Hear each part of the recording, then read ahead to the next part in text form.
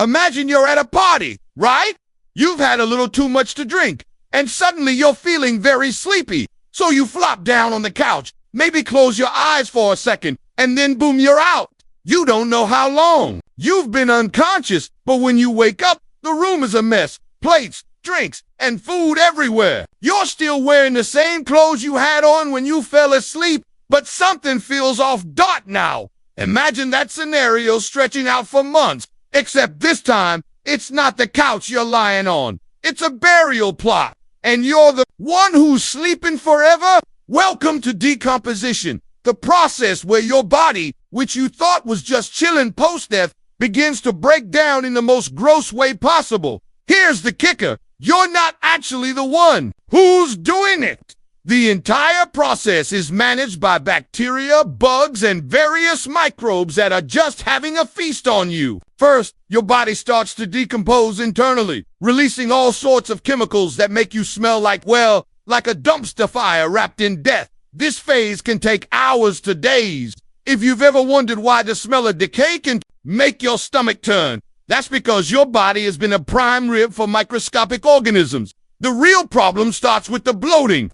Gases build up from all the bacterial activity, making you puff up like a balloon. Congratulations! You've achieved the ultimate form of swollen. But don't worry, it only gets weirder. After the bloating comes the liquefaction stage, your tissues and organs breaking down into a liquid goo that slowly seeps out of your body. In a way, you're just like the leftovers in your fridge that no one bothered to clean up. In the end, it's not just your body that's gone. It's like you're becoming one with the earth, literally. That's what's happening after you die. A giant microbial party, followed by a slow, steamy return to the soil. How romantic! Basically, your body becomes a buffet for bugs. Born AP Petty. All right, let's get weird for a second. You're dead. Like, really dead. You've crossed the line from being a person with hopes, dreams, and an overinflated sense of self-worth into just being a bag of meat lying on the ground. But what happens to the brain after all of this? Is there some grand switch that flips and your mind just goes poof into nothingness? Well, buckle up. You've probably heard that your brain keeps firing neurons for a few minutes after you die. You might even hear stories of people seeing their lives flash before their eyes or having vivid experiences of floating above their bodies. But that's not just poetic nonsense, it's real. This is your brain literally firing off like a faulty firework, scrambling to figure out what the hell is happening. In the moments after death, your neurons continue to buzz like a party you weren't invited to. This is all thanks to oxygen deprivation and the buildup of toxins that haven't been cleared yet. The brain starts to produce all kinds of interesting electrical activity. Some researchers suggest this could be why people report near-death experiences when your brain's firing randomly. It's like your internal projector is on the fritz. Your memories, fears, and random fragments of thought might start to play out in bizarre, often incoherent ways. Essentially, your brain's trying to make sense of it all before it shuts down completely. It's like trying to finish an essay with your laptop on 1% battery, knowing it's only a matter of time before it all goes black. The brain's final fizz. Yeah, that's that last desperate attempt to make sense of it all before you really check out. It's kind of like your brain trying to remember that it's supposed to be dead. Hold on, was I supposed to be gone already? It's a last-minute panic, and the brain just doesn't know how to quit. In short, your brain might get a mini freak-out before it totally gives up. So, if you see a weird light or hear a voice telling you to move towards it, maybe it's just your neurons trying to log off. You know that thing where you've been sitting in the same position for too long and your body suddenly feels like it's been replaced with a giant stick of frozen meat? Imagine that, but forever? Welcome to rigor mortis, the stage where your body goes from just dead to ... super stiff.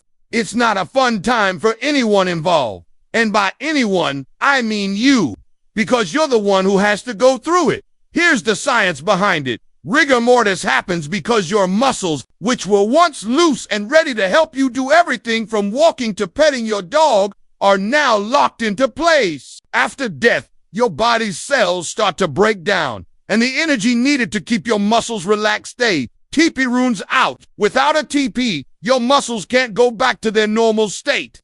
Instead, they tighten up like a toddler throwing a tantrum, and your body goes from normal to stiff and rigid. This usually starts within 2 to 6 hours after death and peaks at about 12 hours. By the time rigor mortis sets in, you're about as mobile as a board game figure.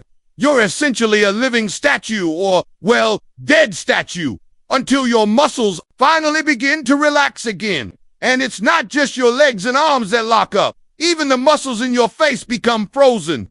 That lovely, peaceful expression you wanted to leave behind. Yeah, it might end up looking more like you were just in the middle of a really intense staring contest when you kicked a bucket. But it gets better. This whole muscle freeze happens in stages. First, it affects your eyelids and jaw, which means your eyes could remain open depending on the position your body was left in. The worst part, it lasts for hours. And that's not the fun kind of, ooh, my legs are asleep numbness.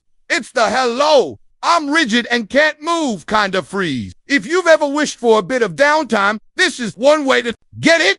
Basically, rigor mortis is your body's last-ditch effort to make everything as inconvenient as possible. So, let's say you're dead. Your body's gone stiff. It's not doing much except lying there, but plot twistier, still moving.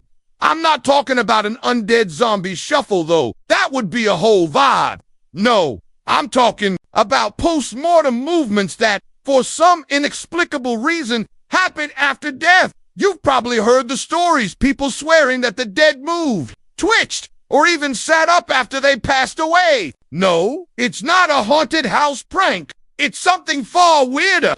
These post-mortem movements are actually called cadaveric spasms. And they happen because, even after death, some muscles can tighten up or jerk randomly. This is mainly because of the electrical activity in your body that doesn't just stop when you die. It's like if your body were a phone and you forgot to shut it down. The system still has some juice left, so when those final remnants of electrical charge sneak through, they can cause strange twitching or jerking of your limbs. The most famous version of this, the phenomenon where people's hands appear to clutch something in death, sometimes so tightly that it's impossible to pry the fingers apart, a sort of post-death death grip, if you will. But hold your horses. It's not quite a spiritual thing. It's science, not a creepy ghost trying to reach out from beyond the grave.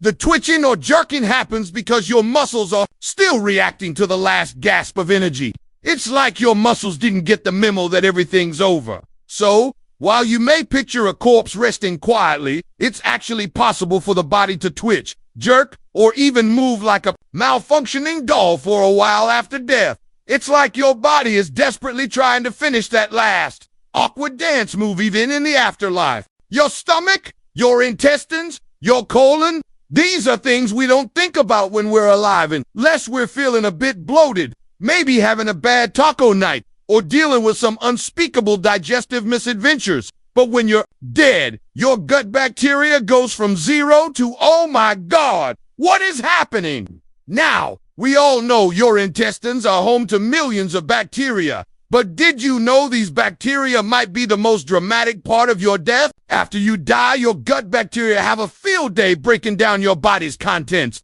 And as it turns out, these little guys get so enthusiastic that they sometimes produce gas and lots of it. So much gas, in fact, that it can cause your body to bloat up. We're talking about stomachs puffing up like balloons, which leads to a gross side effect, leakage. But hey, no big deal. That's just your bacteria throwing a party, right? Here's the real kicker. Your gut bacteria don't have any respect for boundaries. They'll break you down, no questions asked, and leave behind an aroma so foul it could stop a plane mid-flight. These bacteria are in charge now, and they don't care if it's the most inconvenient time of your life. Well, after your life, their goal is to feast on your innards and release all kinds of nastiness into the atmosphere. We're talking gases like methane and hydrogen sulfide, just a couple of compounds that make decomposing bodies the smelly horrors they are. If your body's left in a hot environment, this process happens faster. Basically, your gut flora is throwing a goodbye world party, and it involves some seriously disturbing smells. Maybe next time you get a stomachache, you'll appreciate how easy you've got it. Essentially, After you die, your body's greatest party planners are your own gut bacteria. They'll make sure things go down with a bang, ... literally. Ah, yes, we've all heard it. The soul leaving the body, floating up towards the light, maybe even checking in on your loved ones one last time before you take your cosmic nap. It's a lovely, poetic idea, right? Your soul escaping the earthly grind and drifting peacefully into the great beyond. If only it were that simple, folks. Spoiler alert, it's not. Here's what actually happens after you die. Your body starts decaying, like we discussed before, and your muscles are basically dead weight. No more magic floating up to heaven. Instead, gravity takes over. Sorry to burst your bubble, but your soul isn't escaping to the great ether like a ghostly balloon. The truth is that the idea of your soul floating up probably comes from the feelings some people get during near-death experiences. In those moments when your brain is on the brink of checking out, it can create a sensation of leaving your body. But that doesn't mean you're really floating anywhere. What you're actually experiencing is your brain firing up in its final moments, creating vivid imagery and intense feelings. Your body's still right there on the ground. Gravity's not about to let you go. Bummer, right? You can't even get a free ride out of here. In the end, the idea of floating up is a fun metaphor for the mind's ability to pretend to escape, but your body is firmly anchored in reality. The best you can hope for is maybe a good burial or cremation, but that's about as close to floating up as you're going to get. Still, a comforting thought, right? How many times have you heard that thing where people say, oh, when you die, your hair and nails keep growing? This is one of those myths that's been circling around for ages, but it's not true. Sorry to disappoint, but the hair does not keep growing after death. Here's the explanation. The thing that actually happens is that your skin shrinks. When your body's dehydrated and the skin begins to decompose, it pulls away from your nails and hair. This can give the illusion that your nails and hair have grown. In reality, they've just become more exposed, but they're not actively growing. It's like when your jeans shrink in the dryer, but you're not going to blame them for getting smaller. Your hair and nails aren't running a marathon post-death. They're simply showing more skin as everything else contracts down. Fact, there's no biological process that continues hair or nail growth. Once your body has passed, the cells that would produce new hair or nails need a living, functioning body with active blood circulation to do their job. Without that, they're as useless as your New Year's resolution. So, don't go waiting for your deceased relatives to show up with longer hair when you visit the cemetery. They're not working on that 60s hippie look anytime soon. It's just skin shrinking and fooling you into thinking your dead grandma is secretly becoming a Yeti. Ever wonder why a body gets cold after death? You know, like how your pet hamster stays perfectly warm only for a few hours until POOF. It's like someone turned the heat off. Yeah, that's what happens to you too. Your body cools down. And it's one of those things that's way creepier than you might think. The technical term here is algor mortis. Basically, the body's heat isn't staying on anymore. After death, your metabolism slows down to a halt, and the process of keeping your body at a comfortable 98.6 degrees Fahrenheit? Yeah, that's not happening anymore. Your body is no longer producing heat, so it starts cooling off. And this cooling happens at about 1.5 degrees Fahrenheit per hour. For the first few hours, it's like the temperature of your corpse drops faster than the enthusiasm of a Monday morning dot. But the creepiest part, it's not just the natural temperature drop that's unsettling. It's how we experience it. When your body starts to cool, it can make it feel like the person's absence is already being physically felt. You know how you walk into a room and can sense that someone just left? Same idea, only way more intense. The lack of warmth almost feels like a physical manifestation of death itself. If you've ever touched a dead animal, you know exactly what I'm talking about. There's something so unnervingly final about how cold they get. It's the universe's way of reminding you that the party's over, pal. And for those wondering how long it takes for a body to reach room temperature, well, it depends. But if you were hoping to preserve your body like a popsicle for a few days, good luck. the body's temperature is going to start playing dead long before that. So yeah, cold hands, cold feet, and that distinct chill. Not so much an unfortunate coincidence as it is a hard-hitting reality check from your body. You've heard of balloon animals, right? Well, after death, your body turns into a real-life balloon. Except, instead of being adorable or playful, it's a nasty, grotesque, and stomach-churning version of the magic trick. Don't get too excited. This is not the fun. Let's go to a carnival type of inflation. As your body decomposes, one of the things that happens is a significant buildup of gases inside. These gases are a byproduct of bacterial activity breaking down your tissues. And guess what? They have to go somewhere. That's right. They fill up your body like a balloon at a clown convention. This is when you start to bloat to terrifying proportions and things get unsettling. The bloating process happens when bacteria produce gases like methane and carbon dioxide, which get trapped inside your body. Your abdomen swells up like a water balloon. Only you don't get the satisfying pop at the end. Instead, the body's skin stretches to the point where it becomes thin and taut. It looks like a scene out of a horror movie where the villain's face is slowly melting or stretching unnaturally. If you've ever wondered what it would be like to turn into a giant human sausage, this is it. The only bright side. The bloating doesn't last forever. Eventually, the body breaks down in gases. Escape! But until then, you've got a fleshy, grotesque balloon on your hands just waiting for nature to take its course. And don't worry if you're planning a viewing. This delightful transformation usually happens after the body's been dead for a few days, so you've got time to prep yourself for the look. You've seen it in movies, right? The moment someone dies and there's this dramatic last breath, the one where they let out a sigh or exhale as if they've been holding it in their entire life, it's the dramatic finale. The I'm not just dead, I'm going to do it with style, move. But guess what? It's not as glamorous as it seems. The reality is a bit more meh than what you see on screen. After death, your lungs technically stop working, right? But that doesn't mean the process of dying is entirely smooth. Some people might take one final gasp or let out a little last puff of air. But this isn't some beautiful moment of release. It's the body's leftover reflexes trying to keep it together for a bit longer. Here's the science behind it. As your body shuts down, your diaphragm might still twitch. This could lead to a final involuntary breath, or it could cause a gasp, but it doesn't signify that you're about to have some poetic last moment of sterilization. Nope, it's just your body flailing around in its final messy attempts at staying alive, Dot. So the last breath is not really your soul peacefully floating away. It's your body desperately clinging on to the last shred of its reflexive functions, like a movie character in their death scene who just can't quite leave the set. In reality, it's just a glitch in the system. It's not nearly as elegant as it's made out to be.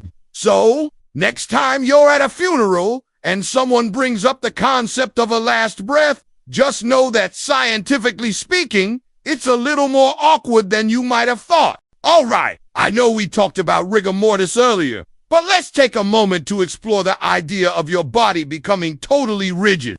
Imagine this. You're dead, and your body feels like it's made of iron. You can't bend, twist, or even remotely do a cartwheel, not that you were planning on doing one. But what if I told you that in the hours following death, your body isn't going rigid all at once? It happens in phases, and it's not as simple as popping a lock. Rigor mortis starts small at first. Only your smaller muscles, like the ones in your eyelids or jaw, will stiffen up.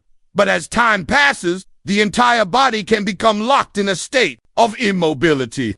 It's like your body just decides it's going to stay in whatever awkward position it was in at the moment of death. This is the body's last nope response. It doesn't want you going anywhere. It's like when you try to move a frozen chicken and it's just not happening. Here's the crazy part. After a few hours, rigor mortis peaks and then slowly reverses. Yup, your muscles eventually relax. But at that point, you're a bit more putrid. This means that your body goes from stiff to slightly less stiff. And by then, it's pretty much on its way to becoming mushy, which is a great time to make your peace with that whole rigid thing.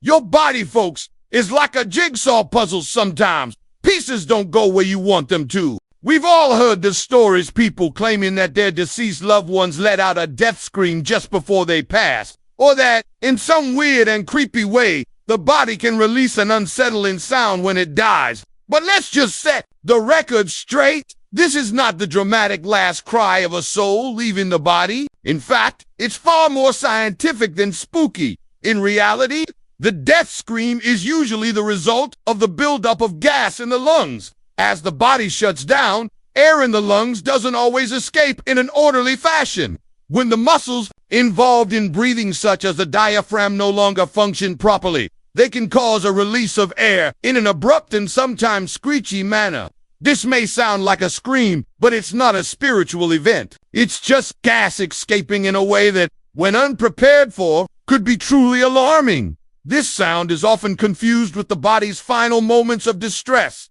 But honestly, it's a mechanical failure of the respiratory system. Imagine trying to expel all your breath at once after someone's held your lungs hostage for way too long. You're not screaming because you're trapped in an eternal abyss. You're just, screaming because your body had no idea how to release that last bit of air in a graceful manner. So, if you hear about a deceased person making any sort of bizarre noise in the aftermath of death, it's science, not a ghostly manifestation. It's like your body being so committed to making an exit that it can't even do that without causing a scene. Okay, we all know about last meals. In movies, it's the villain or condemned criminal's chance to request a meal from their dream menu before they go.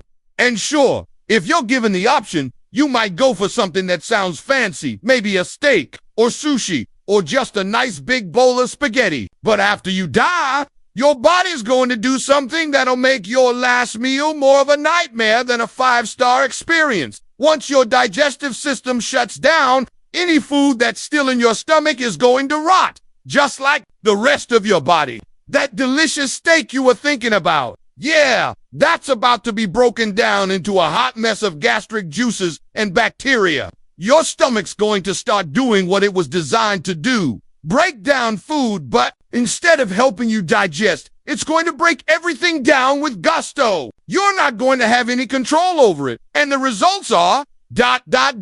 unpleasant ... plus.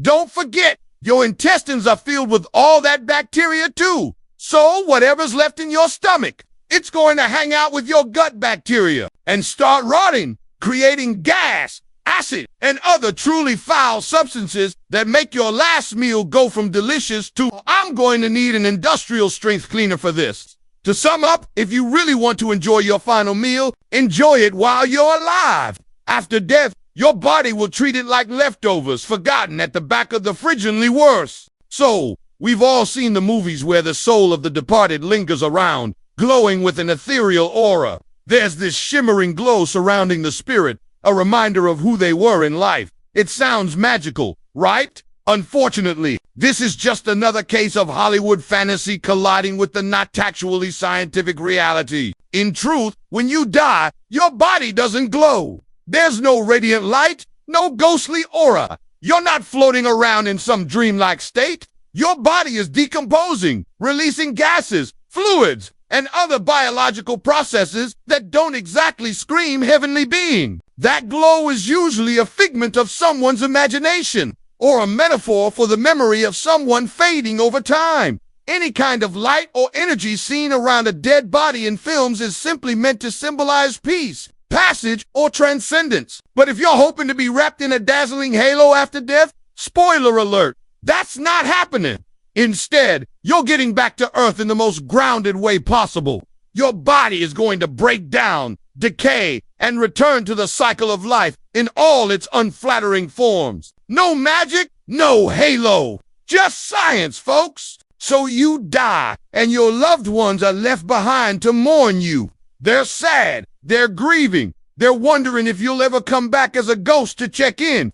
But the truth is, ghosts probably aren't as common as we like to think. Here's why. The process of decay is a very real thing, and it's not conducive to becoming a spooky specter. The idea of coming back as a ghost is rooted in cultural mythology and wishful thinking. People tend to cling to the idea of ghosts because we're afraid of the unknown. But if you're hoping to make an eerie reappearance, the physical processes that your body undergoes post-death won't support any form of conscious afterlife. Your neurons aren't firing, your brain isn't processing, and your body is just decaying. The whole haunting the living thing is less of a spiritual truth and more of a psychological coping mechanism for people who don't want to let go. Sorry, but the likelihood of you wandering around in the form of a translucent, moaning ghost is slim to none. Instead, you'll be more like compost, part of the big messy cycle of life and death, doing your part to nourish the earth. Think of it as your final contribution. And honestly, isn't that just the least creepy way to go? That's all for today. I'll be making similar videos in the future. Subscribe to see them.